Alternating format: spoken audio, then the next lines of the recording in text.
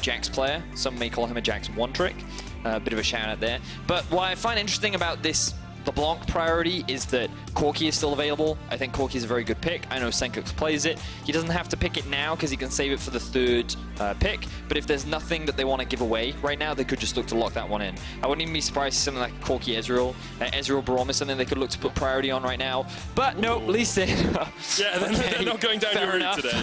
Kikis wants the Lee Sin early doors here. He's played it once, has lost on it once this split. And alongside that, I'd like a lot of shout-outs today with these, the Flash Bear slap from Kikis' That's a classic. Yeah. And Syndra into the LeBlanc. Ooh, skill matchup for Sencux. All right, I see you. We'll talk a little bit more about that matchup once we actually get into the game because it's quite a fun one. But for now, we see that Rogue very much going for a very strong 2 versus 2 mid-jungle. Not many jungle bans have actually come through, so SK could go for an early Rek'Sai if they wanted to.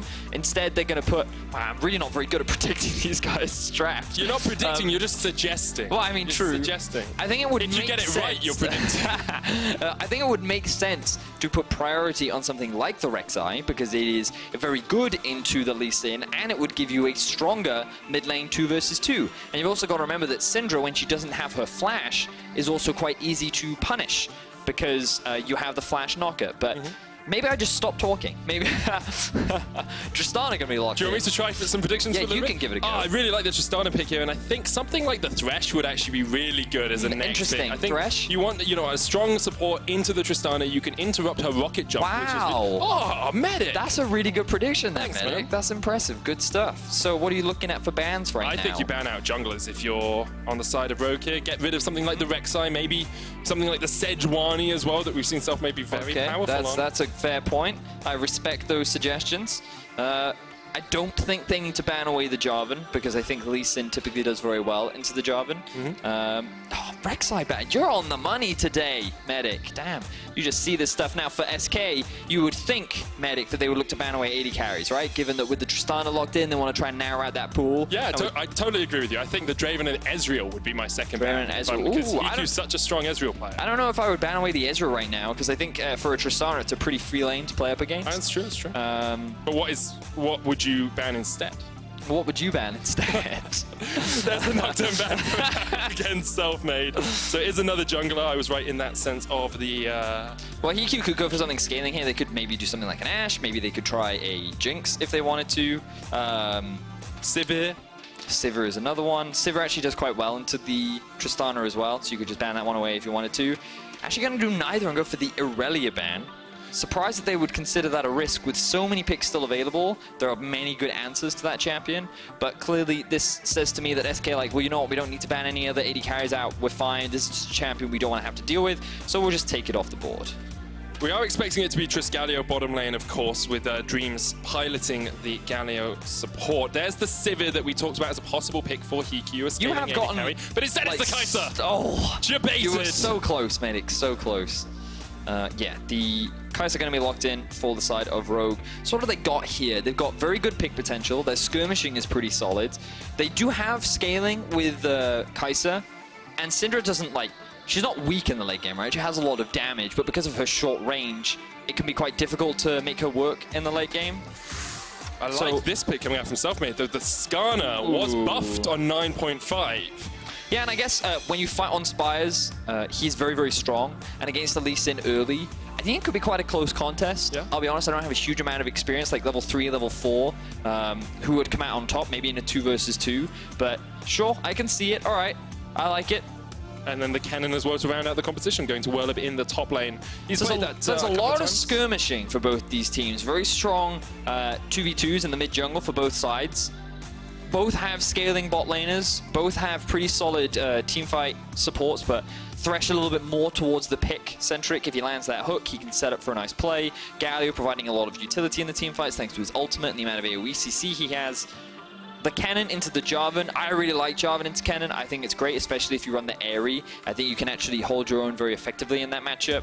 I just don't think Jarvan is great into this composition. There's so much mobility that you can't really lock anyone down. Yeah, who do you lock out? Yeah, exactly that. And while in a side lane later on, assuming Werlyb goes to the AP build, he's not going to have, he's not going to be able to manage the Jarvan in a 1 versus 1. I think that he just offers a little bit more teamfight utility, which synergizes very nicely with not only the Galio, but the Tristana as well. So I think SK's comp is, it's a little all over the place. They have some strong early game, and they do have that scaling aspect as well.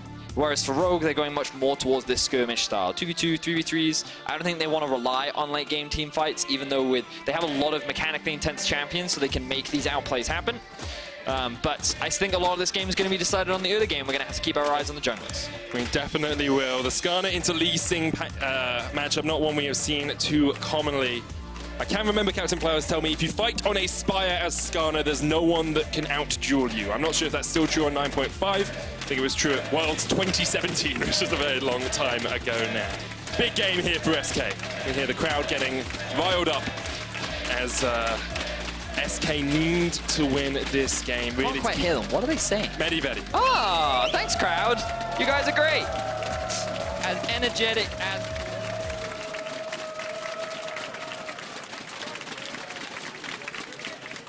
Yes, I'm gonna let you. I'm back. Hello. It's back. There Hello. we go.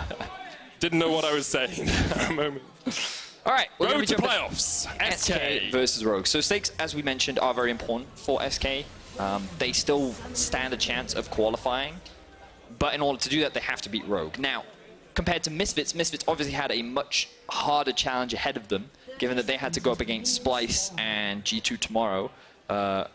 SK, on the other hand, they have Rogue today, and then can you remind me who they play up against tomorrow? I definitely can do that, Vedius. They play up against Vitality tomorrow. So quite a tough matchup for them tomorrow. They did beat them last time, though, that they actually went up against each other. And, but still, definitely not an easy road for them to make it into playoffs. I think the important thing you have to look at for SK is the team they're trying to catch up to as well. Yes. It's Schalke, right? And Schalke play Origin and Rogue in their next 2 games. Right. So, assuming form continues the way it has, Schalke should lose to Origin later today, assuming the results happen in the way that they have been happening. Sure. And then you're really reliant on Rogue to give you a little bit of an upset tomorrow. Rogue need to take down Schalke for SK to have a chance of getting through to playoffs. Or you just beat Vitality. Or you just beat Vitality. But they have to beat Rogue first. That they do. And we did made the tweet today, time to upset some playoff teams, or time to upset some playoff dreams. I think it's good because Dreams is on SK. Yes, and Rogue want to play spoiler. They want to get in the way. So what are they going to do this game? Let's have a look. In terms of the early game, we already talked about it. There is strong 2v2 jungle. Ooh, bit of action down bot lane. Dreams' dash actually got interrupted by the flay there from the Thresh, which is very good. But I would love to see Kikis come mid relatively early. I think you want to put LeBlanc behind. Largely because in terms of the early game, she's one of the best champions at actually building leads for a team. She has so much mobility, the fact that she can roam around the map and has so much damage with only a single item, typically the Luden's Echo, means that it's just very easy to get advantages on her. So you want to try and put her behind if you can, because then it makes her strongest point in the game delayed, which then makes it harder for her to have an impact overall. And when you're playing with the Syndra, the great thing about her is because of how LeBlanc is typically quite telegraphed in how she moves, and there's a small delay on her distortion, means that it's actually quite easy for the Syndra to set up these stuns, as you can see. So what I'd like to see from Rogue is actually invest resources into trying to shut Pirean down. And we always talk about how Kikis is kind of like the unstable spark that ignites Rogue's early game. Here he's running the Conqueror Lee Sin. That is not something I have actually ever seen before, as Dreams goes for a little bit of a fight here. Crownshot going to jump in as well. The hook lands onto Dreams. Kikis with a flash away, just trying to escape, and EQ on his way to help out. It's a good spot from SK to know that Kikis could be on their Krugs, and they forced the flash out of the Lee Sin. So what was quite interesting here was that SK actually committed to trying to kill the jungler there, because what you've always got to be careful of is, okay, the enemy bot lane is pushing, which means there's a huge minion wave underneath this tower. I have to clear this minion wave. I have to. Otherwise, I'm going to lose farm, gold, and experience. So we definitely don't want to lose that. But SK were like, no, we're going to kill the jungler. So they abandoned some of the farm that they inevitably lost. You can see the deficit already starting to accrue. And if they had gotten that kill, then it would have been worth it. But it wasn't. So this is the risk that you run. And this is typically why Kikis thought that he was safe. Because he's like, it doesn't actually make sense to try and come for me. Because if you don't get this kill, you're going to get punished for it. So high risk, high reward play that ends up backfiring for SK. So early advantage for Heaq and within the bot. Yeah, have about an 8 or 9 CS lead. Kikis did have to burn his flash, of course. Looking across the other lanes, Selfmade is running Predator for himself on the Skarner. As to be expected, you want to go fast on the insects. He tries to run in with those Predator boots that he's got off his first back. And it's good that you mentioned the Skarner as well, because we can talk a little bit about the buffs. Those buffs, the Spires now actually reach to the Krugs, yep. Which means that his early clear is so much faster and it's a lot healthier and he's in a much better spot. And you can see that he's already level 4. He did get spotted out by this ward, but also the other crucial thing is those Spires don't show up on the minimap anymore. So when you see an enemy take one, it doesn't just give away your position like it did in the past.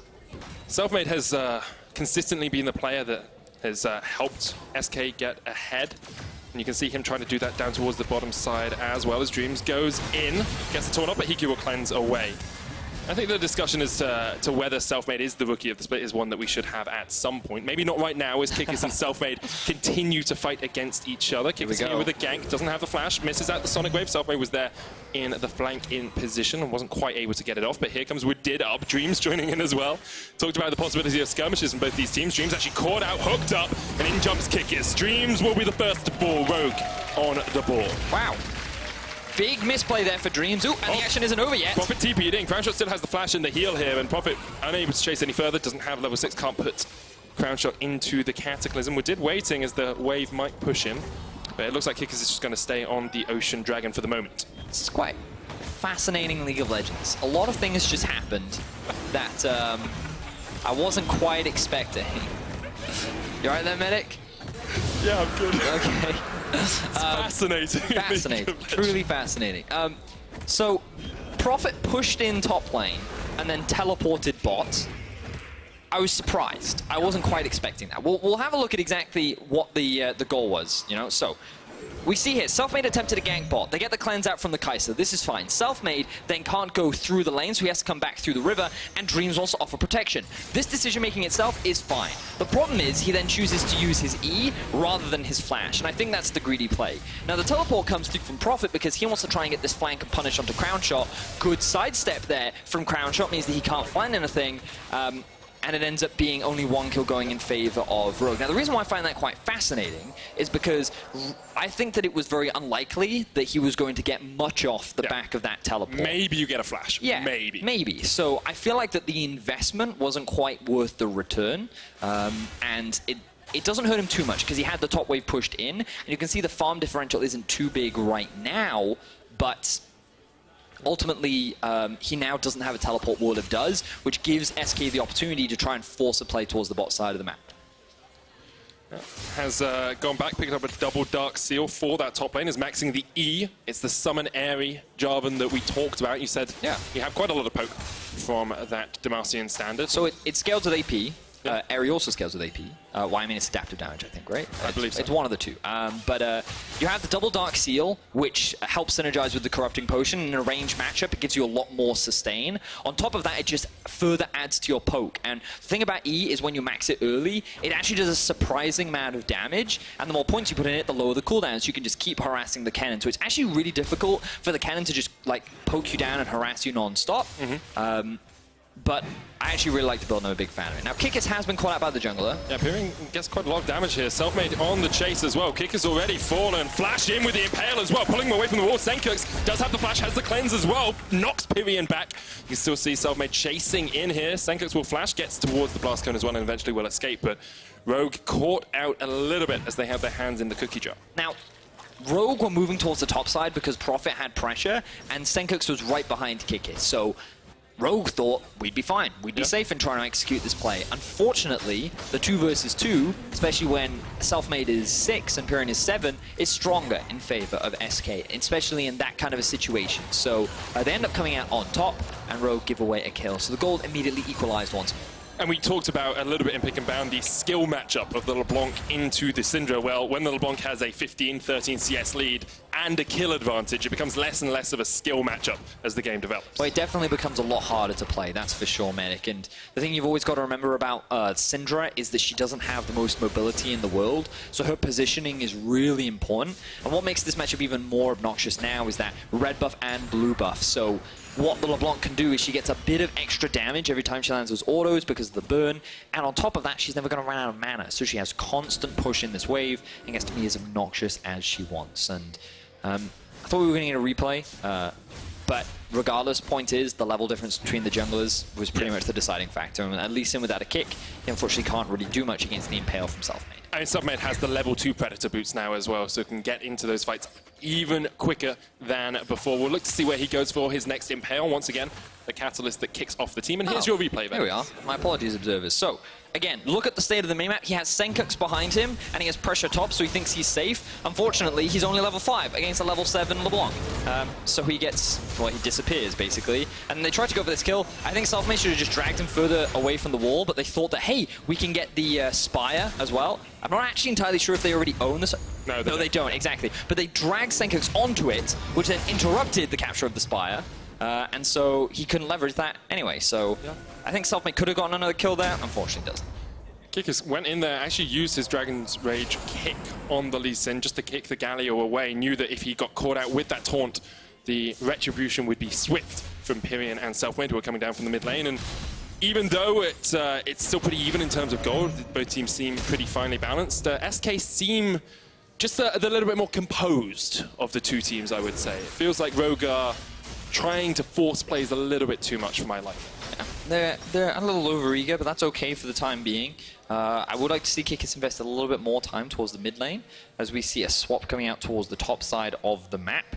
This to me suggests that Rogue are looking for a Rift Herald play, and they're also trying to catch Werlyb off guard. Werlyb does have the boots of mobility, so he has that extra bit of movement speed. Gonna be dashing through the jungle looking for a pick. Unable to get it though. A little bit of a CS lead for Heaq in that bottom lane as he came out of the wave. It looks like it's going to even up as Trish just pushes in that wave. Of course, Tristana very good at taking tower plates with the explosive charge. Isn't going to do it as she comes up to try and join the rest of SK. They're going to fight around this Rift Herald, you have to feel. Looks like they're going for it, Rogue. They did bring their bot lane out. Tristana, you can see on your minimap, is in the mid lane right now. But against the LeBlanc, Werlyb has Flash and the Slicing Maelstrom if he wants to go in. 4,000 HP left on the Rift Herald. It's just going to reset. They got the Spire as well. The Spire comes down for Selfmade. That is actually a fight-changing bit of environment. Pirean jumps forward, did flashes away. The chain's still going to land. Dreams going in. The 4-man taunt from Dreams, and Tristana on his way. Werlyb here to join the party, but the Cataclysm's going to separate him from the fight. Sencux takes down Selfmade. One more bottle of the Crownshot, though, as Kikis jumps onto the back line to kick back. Catches Werlyb, we did low. Heaq gets the kill onto Pirean, though. Heaq's forced away down towards the bottom of the fight, but already Rogue just coming out on top. 2 kills across the Sencux. Dream chased up. That's 2 kills to Heaq as well. And Rogue end up coming out on top in this fight when it looked so good for SK at the start of things. We saw a huge taunt come out from the Galio, and you think at this point, or if the Kennen can just get on top of that, this will be great. But Werlyb, he's just dancing around. He wants to stay in the fog of war. He wants to get that surprise play. And if he was just a little bit closer, he could have made it happen, but he doesn't. The follow-up isn't there. And this is when they get the turnaround. Selfmade takes a chunk of damage. He's not sitting on the spires. We can't leverage that. A great Cataclysm actually results in Werlyb not being able to get onto the back line. And then Crownshot, he's like, well, I can't do anything. The fight's already over, and Heaq is just sitting there cleaning up the rest of it. So that ends up being 4 kills in favor of Rogue in what was honestly a very clean team fight. Incredibly clean from them. 700 gold lead now on Heaq. Sencux about 300 gold ahead as well. Both of them have bounties on their heads if they're caught out. 1,500 gold lead for Rogue at the 13-minute mark, or 12.5.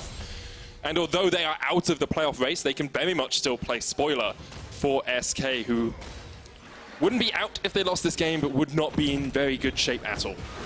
They certainly wouldn't. You mentioned it, Medic. SK is a really interesting team, though. Let's not forget when they lost to XL that week and then beat G2 the day after.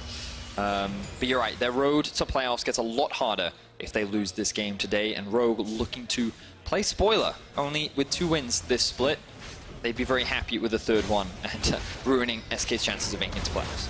That they would. SK on the Rift Herald here. Didn't work out too well for them last time as Rogue tried to answer. Rift Herald will get taken out. Smited by Selfmade. He'll pick it up as well. Did. Goes golden as SK trying to react from 2 flanks here. SK just pushed back as Rogue get in there. Sencux gets a good double knock-up. Dreams chased in here by Kikis. You can see he could use the ultimate to get in. Did. Gets the kill on Dreams, and SK just escape with 4 players still alive. So both teams actually grouping up to play around the Rift Herald. but it ends up being Rogue that keep coming out on top in these situations. And SK, whenever they try to start a fight, it just feels like that they're not in the optimal position, and one person gets caught out. You know, we talked about how for Rogue, they have a lot of pick power with things like the Thresh and the Lee Sin. And so far, it's working out very nicely for Rogue, and now they're sitting at a 2,000 gold lead very early on. SK starting to struggle. Yeah, just a little bit behind. They do still have the Rift Herald, and with the plates falling now, you can't get as much gold out of that. Of course, you can't get it to take down some of the plates for you, but maybe if they can crack the first tower, they can look for a few more picks. They do have quite a strong pick comp as Selfmade comes down towards the bottom side. Werlyb there on the chase as well. Prophet's going to pop the Cataclysm straight into the Slicing Mountain from SK, and you have to think that Prophet is going to go down pretty quickly here. SK get a kill down towards the bottom lane, and that's what they need to do, make some picks, but while they do it, Rogue answer with a Mountain Drake of their own. I really like the chain CC there from SK. Werlyb, I believe, got 2 Suns off in that exchange, but the moment the Slicing Maelstrom was over, the Impale then came through from Selfmade, which means that there was no opportunity for Prophet to EQ out of that situation, resulting in a pretty clean kill for SK. So this will put Prophet a little bit behind. It will close that gold gap just a bit, but there's no more turret plates to pick up for either side, so Werlyb just going to leave that minion wave hit the tower. So in terms of game state, as we get to the 15-minute mark, you know, Rogue have got out of the early game with a pretty good lead. 1,600 gold ahead or so. They have 2 dragons already, which is always important when we look towards those late game fights. And both of their carries are pretty fed. But how do they transition this into the next portion of the game? Because in Pick and Ban, we said, you know, they're a skirmish comp. They want these 2v2s. They want these 3v3s. Are they just going to keep trying to force those around vision control? Well, I mean, right now, their first objective is to take down these tier 1s, because the best way in which a pick comp will work is if you actually have vision in the enemy jungle. Funnily enough, a lot of these compositions revolve around vision. But the harder part for them is actually getting up and sieging onto these towers, because you will notice that with a Kaisa, whose range is pretty short, and with a Syndra as well and her low mobility, sieging with this composition is actually really difficult because of the risk of your carries actually getting caught. So you need to generate some kind of a play or a dive or a pick or something beforehand in order to actually convert it into an objective. And Rift Herald would have been really valuable for Rogue, but unfortunately they ended up losing it. And so they end up in this weird situation where it's not a huge amount they can do. But on the bright side for them, it's also quite difficult for SK to siege. Tristana is one of the safest sieges in the game, because not only does she have great range, but she also has the bombs. And even if a stun does land from the Syndra, you can end up disengaging. But here we are, SK now trying to force a play. Trying to force a fight with the teleport as well. It comes in, Slicing Mouse from catches onto Heaq, but immediately he cleanses away. Selfmade trying to get the Impale off, only lands onto it. They'll pull him back. They should be able to take down the Thresh. They catch him out. As a kill for SK. Once again, they find the pick that they wanted. But what are Rogue doing to answer? That's always the question you have to ask yourself. Kikis trying to get towards this middle lane. Will not Pirean back. Straight into the stun. Great stuff from Rogue. Get the kill in the mid lane. They can push for that tower, and down towards the bottom side, they're going to do the same. Rift Herald used to get the first tower, but in the mid lane, Rogue will answer with 1, and they'll get some damage down towards the bottom lane as well. Excellent execution there from Rogue. Immediately, they respond by pushing in the mid tier 1 and getting a kill onto Pirean. So it ends up being a 1-for-1 overall. They secure themselves the mid tier 1, and while they will lose a lot towards the top side of the map, Rogue are continuing to extend this global pressure. They're going to get themselves a second tower as well, and overall they're going to extend their gold lead. So honestly, great stuff from Rogue so far within the first 70 minutes of this game. Yeah, really proactive play from them. They're finding the picks they need when they can, and even acting well when the enemy team puts them under some pressure. We can see here maybe a little bit of a step too far from Rogue, but did understanding that the teleport could come out. So the flank comes in from the side of SK. Woodid, you'll note here, does miss this hook. If he lands it, they might have actually been able to kill Selfmade, but unfortunately they could not lock him down. So ends up being a quick kill. They have the Rift Herald as well, but this is the clean stuff coming out from Kikis. He doesn't need to use any sweeper because there's no vision there from Pirean. The stun immediately comes out from Sencux, and it ends up being a very quick kill. So Rogue doing a great job. Sencux had used the Unleashed power to burn the barrier out of Pirean as well, so they knew they could catch him out if they got that combo out.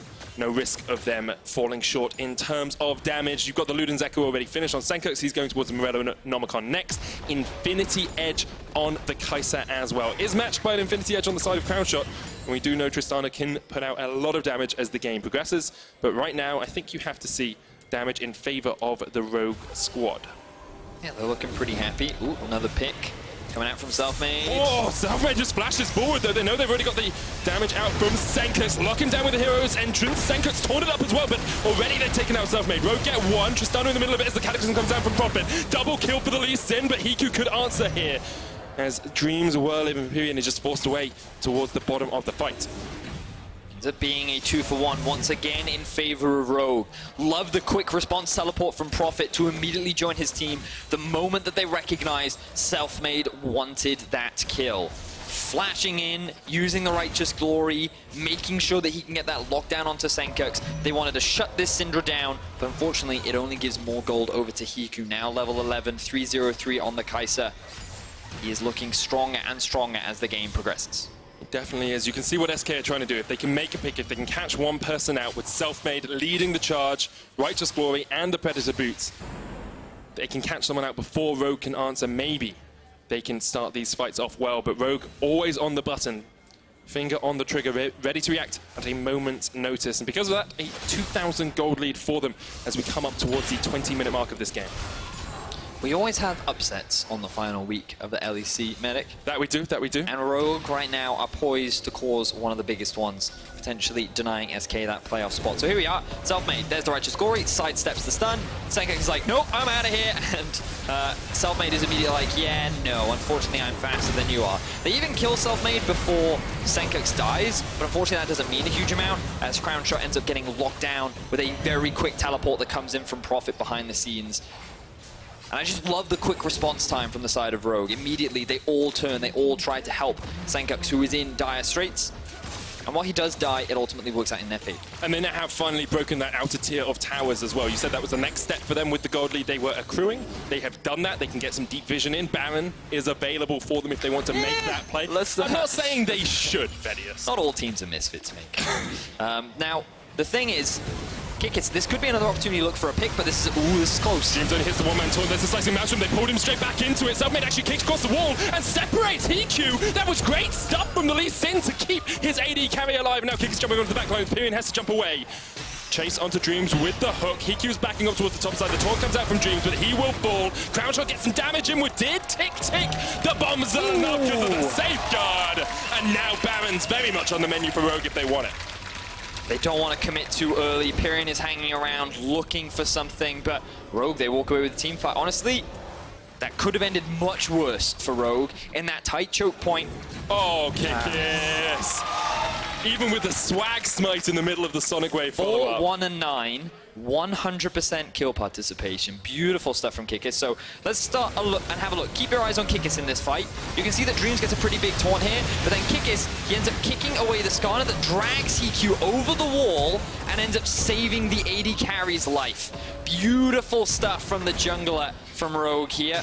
This was the Kikis that many fans remember from last year, making these very impressive plays. And you think at this point, okay, Vedius gonna lose his life, but then the safeguard comes through from Kikis, keeping him alive. And then Pirean, he wants to try and push out top. He should have gone back to base. He should have reset. That way he was going to push towards him anyway. Oh, feel the wrath of the jungle god Kikis as he quickly lays waste to him. It's level 12 now, 4, 1, and 9. 100% kill participation. Has completed the Starax, making him a little bit more tanky. Not going for the solo queue Lee Sin build that we typically see. Tiamat, Duskblade, and then a GA. If you're doing Ender's build, you never get the GA. It's cost me a lot of solo queue games by going for that build. But great stuff so far from Kikis. Want to bring some attention to Heaq as well. 4-0-4, yet to die this game, even though he has been a predominant target. Oh, Kikis misses the Sonic Wave. Heaq in with a follow-up. There's the hero's entrance as well. We did misses the hook as Dreams jumps in. And maybe Kikis has baited his support to his demise here. A little bit too greedy from Kikis after he missed the initial Sonic Wave. And SK answer with a kill. Yeah, so missing the Q into then kicking the Kennen into your team. Not the most eloquent of Kikis' plays. That was an Ender play right there. You know we're casting with him next game, so you should be careful, my friend. What's he going to do? Look down on me? He's going to remind you of your recent Rakan plays. That's what he's going to do. But in any case, SK find themselves another kill. They didn't get any shutdown goal because that kill ended up going on to Werlyb. Werlyb ended up lose his flash in that play as well, so no flashy plays from him, I suppose. But you can see that SK are being forced back into their half of the map. They still have decent vision around the top side, but in terms of the bottom river and even towards their own half of the jungle, they're losing control. So right now, I think they're just waiting for the Tristana win condition. Werlyb is only going to get stronger as the game progresses, and they do still have decent team fighting with the Galio Tristana Kennen comp.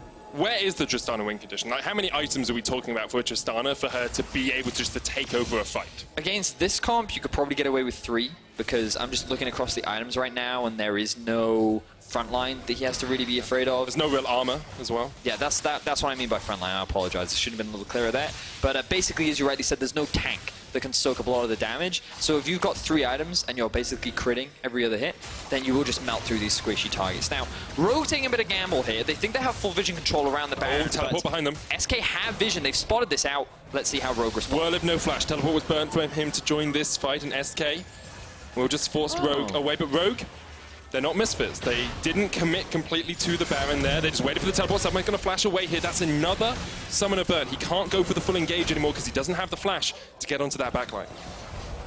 Now, getting the teleport out from the Kennen will mean that Rogue can start to threaten on a side lane as well. Because they have this teleport advantage, it becomes a lot harder for SK to be able to manage and control this side wave. So they'll be forced to group often a little bit more regularly.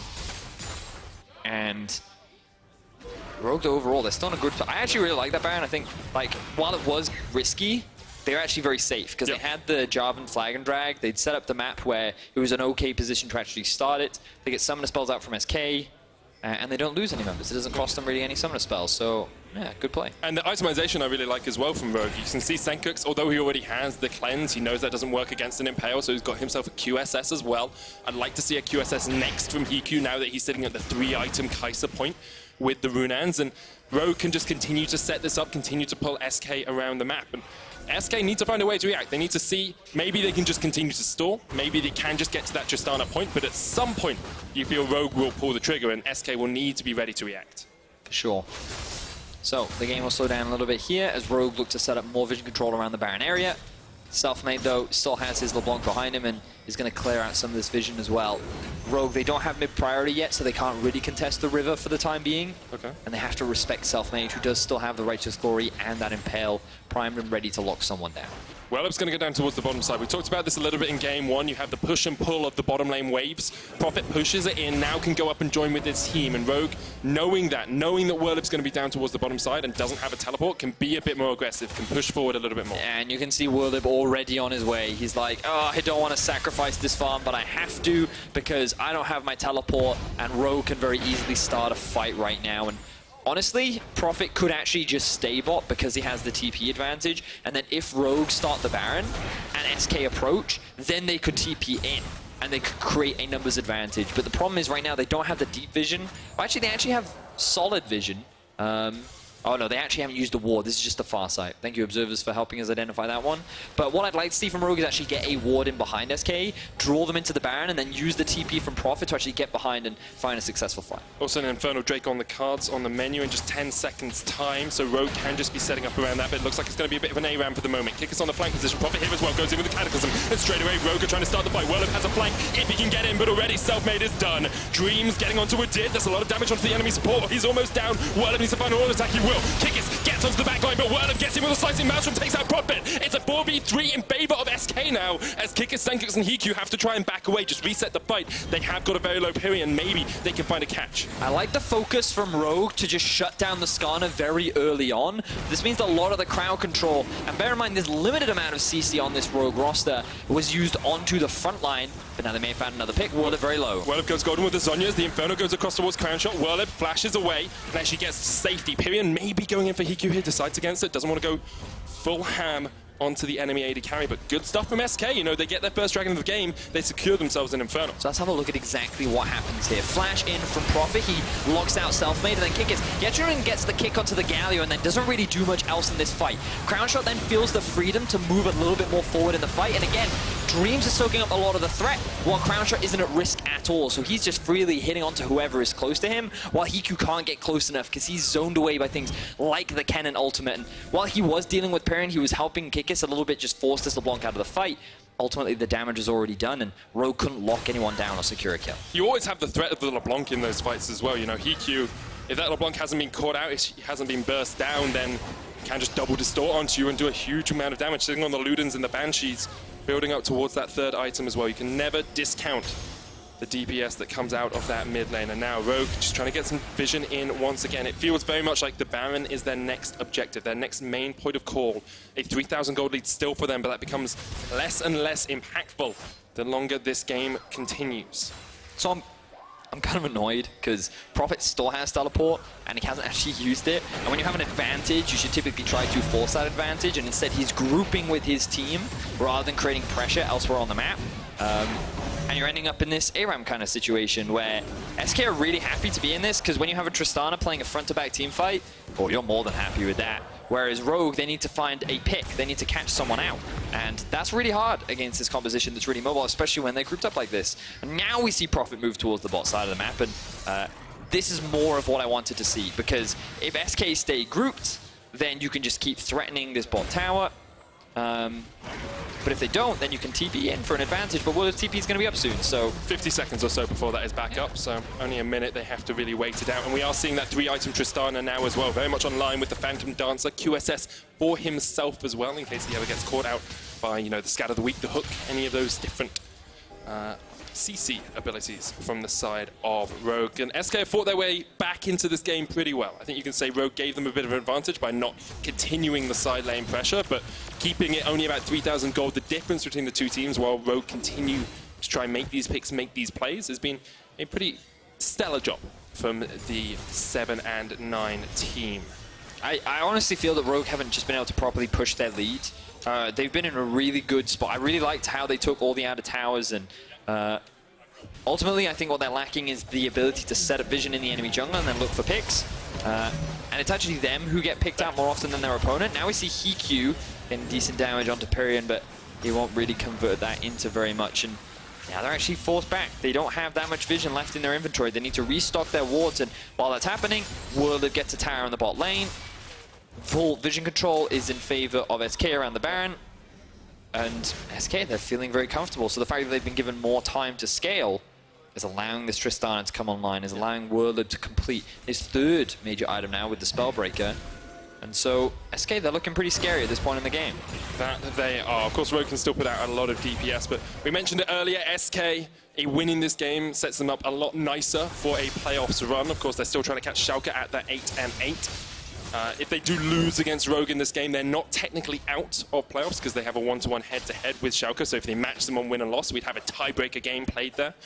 But you really want to be taking down Rogue when Schalke still have Rogue to play tomorrow as well.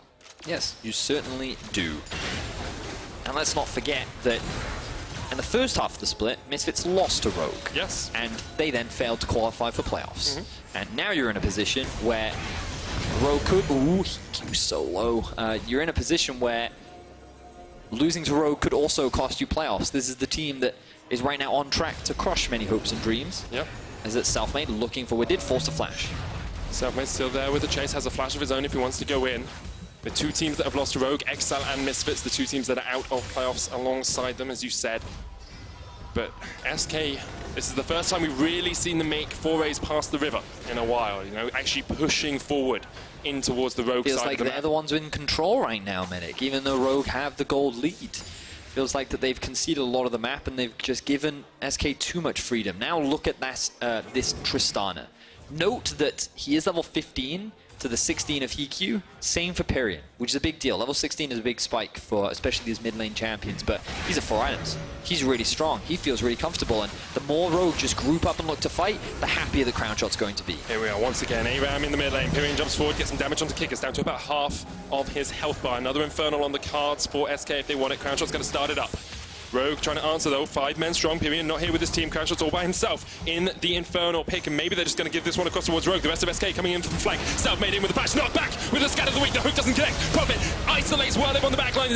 Unleash power onto Selfmade. The Infernal Drake still being targeted here. It's stolen away by Kikis. Now Heaq's going to jump in. Selfmade down. Rogue get the fight. They get the Infernal, and they're going to get a little bit more out of this one. Werlyb though, the slicing Maelstrom slices through the heart of Rogue as there's a double kill across towards Crownshot, and immediately SK pushed towards mid. The fight looks so promising for Rogue at the start, but the moment they lost Heaq is the moment it went to disaster, and now SK looking for more. Oh, Kikis just about survives there with the Starax. It gets the smite up as well. Pirean's going to be chased up towards the top side of this fight. The Gromp. One more auto would be enough. Oh, Kikis, you're playing with my heartstrings there. Crownshot gets the mid lane tower. SK came out. Oh, so close in that last fight. Maybe they're going to turn straight towards the Baron instead. No, they reset.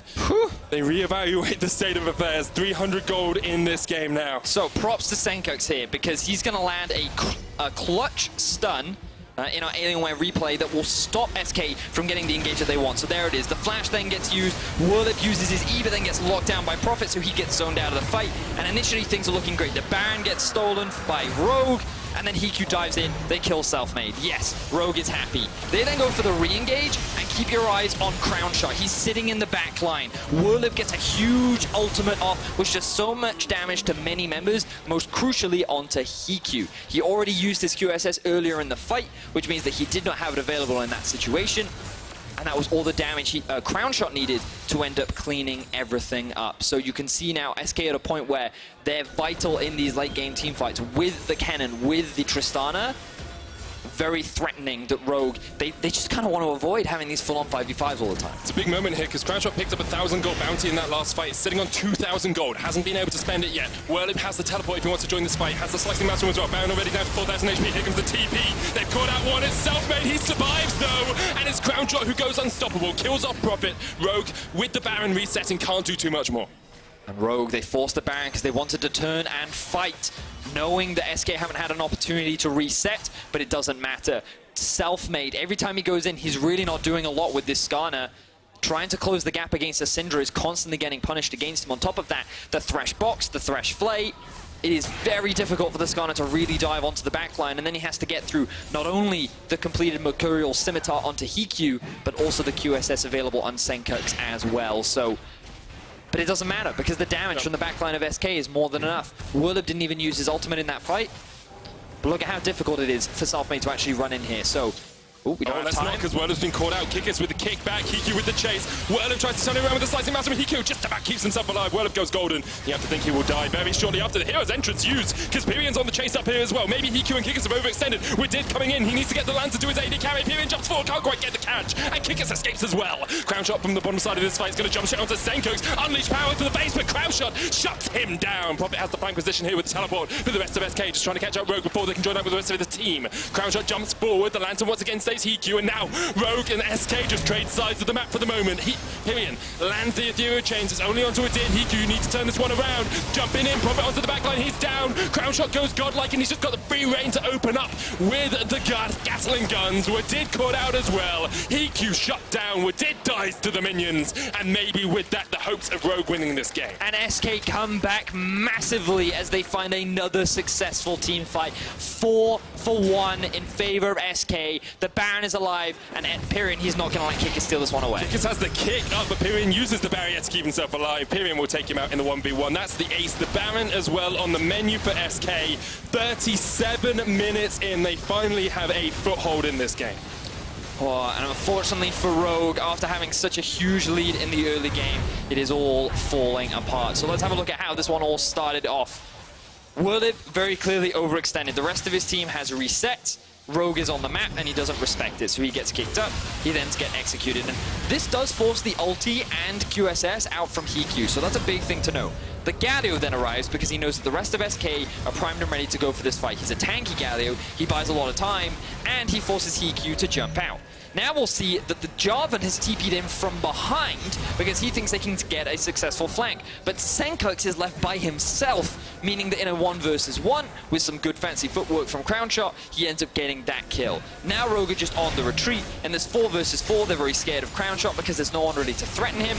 And even though Prophet dives on top of him, he's in a 1v1, and he just gets melted by Crownshot. And remember we said earlier, there's no front line that Crownshot really has to worry about? That just kind of goes to prove it, right? He has now 4-5 completed items, and against a squishy Jarvan, he's really not afraid of anything. So SK, they secure themselves the Baron, they take the tier 2 in the bot, and what was a 4,000 gold deficit is now a 6,000 gold advantage. Rogue not even going to fight for the Elder Dragon. It would be a 4-dragon for them. SK will get it with their single Infernal, but alongside the Baron, SK can continue just to chip away at the base of Rogue. It would be a miraculous play, you have to think, from Rogue if they were able to get back into this game from this position. SK can go for the 1-4 split. We've seen how powerful that LeBlanc can be, sitting with the completed Void Staff now as well. And Crownshot, 5 completed items, 1,000 gold bounty on his head. Kikis trying to jump onto the back line, doesn't even get the time to kick anyone away. Dreams gets the kill, Pirean jumps in, chunks were did to half, and now the inhibitor opened up. SK just continue to push into the base of Rogue. Little that Rogue can do at this point. It is impossible for them to really kill this Tristana. And props to Crownshot. He demonstrated it in the game against G2. He's showing it once again. In the late game, he is one of those AD carries that you can rely on. His positioning has been good. His damage has been great. And he is now setting up the siege to end this game and keep their playoff hopes alive. SK take down the first Nexus tower. Heaq almost just killed by Pirean. The dive onto the backline there from SK is absolutely massive. They take 2. Crownshot is going to ball, but Pirean will be able to take out these Nexus towers just as quickly. They'll kill Prophet. He goes into the GA. The hook from Werlyb. Werlyb goes golden to stop the ignite. It will tick away as he comes back up, but eventually SK will just clean up the kills. They'll take down the Nexus, and as you say, Vedius, their playoff hopes remain very much alive. Some frustrated but also relieved faces on the side of SK. That was a much closer game than I'm sure they had anticipated. Rogue found a lot of very solid advantages in the early game, but then mid-game, they slumped. They kept grouping up mid, they kept trying to fight SK, and unfortunately for them, that's kind of where SK thrive. Yep. They are the team that had this tendency to group up mid when they could be playing towards sides and actually look for these fights, and it was SK that was constantly coming out on top. Props to them for turning this game around from such a big deficit. Unfortunately for Rogue, they could not secure that win, they could not create the upset. And this now ties up SK with Schalke. Schalke play up against Origin later today, so we could see those two teams going into the final day of the split, matched at 8-8 in that final fight for the last playoff spot. With SK winning as well, if they had lost, we would have seen Fnatic locking in their playoff spot, but it means Fnatic will face against G2 in our next game, and if they win that, they will then lock their own playoff spot. So Fnatic's fate very much in their own hands now. Very, very exciting for Fnatic. That game will be coming up soon, but for now, SK. If they do, you can look at them and you look at Schalke, and these are the two teams fighting for that final spot in playoffs, and you can't help that based on their recent weeks of play, they're definitely going to be the underdogs in playoffs with how Splice have been performing, Fnatic, Origin, Vitality, G2. We have some very solid teams in the playoffs right now. And even though Fnatic, while they haven't quite secured the spot in playoffs, I believe, it's very much expected that they will do so. Even though they have a tough road ahead of them with G2 and I believe Splice they go up against tomorrow as well. You just kind of look at this and Splice, Fnatic, G2, Vitality, and the last team that I'm forgetting. Origin? Origin. All very, very scary teams. So hopefully they can improve, but again, still, Schalke and SK fighting for that final spot to secure it. That they are. We've selected Selfmade, Crownshot, and Dreams as your options for Kia Player of the Game at LOL eSports on Twitter. Make sure you go over there and give it a quick vote. To me, I think I'd give it to Crownshot if it was my choice. I think Dreams did a lot of good stuff as well, but Crownshot's ability to stay alive, keep himself alive at the back of fights, and avoid Selfmade at all costs was... It's one of those situations where I think the burden of responsibility fell onto him, and he lived up to that responsibility, which is why, for me, he was one of the standout players of that game. It makes a lot of sense. We've got Law standing by with one of the standout players of this game. It's Crownshot for more insight on SK's win. Thank you very much, Medic, and thank you, Crownshot, for joining me. That was a messy game from you guys. They had a Lee Sin who was very annoying in the early game. What kind of situations did you need to unlock to get the game back in your hands? We knew we could just catch them with Skarner and poke them with LeBlanc, and we just needed to stall the game out for me to get some items. And they didn't manage to do an Asher because they were hesitating, so it worked out. Do you think it has some impact, the fact that you were playing against a team that had nothing to lose today? Yeah, I think they were playing kind of aggressive in the early game because they had nothing to lose, as you said, so I think it did have an impact, yeah. You had a win in the end, but we were talking before the interview. You told me that you didn't feel happy about the win. Can you elaborate on this? Yeah, it feels like our wins are not really earned in the early game. We just wait for team fights and then either we win or we lose. So I think we don't deserve playoffs if we play like this. You don't deserve playoff. Yeah, I feel like we have to play better to have a good showing in playoffs. Okay, so tomorrow you'll have a last chance versus Vitality. How do you think this one will go? Well, I think we can definitely beat them again, as we did before, but we have to play more decisive in the early game, for sure. Smart and careful. We'll be waiting to see that from you guys. Thank you for your insights. We're going to take a short break, and when we come back, it's going to be match of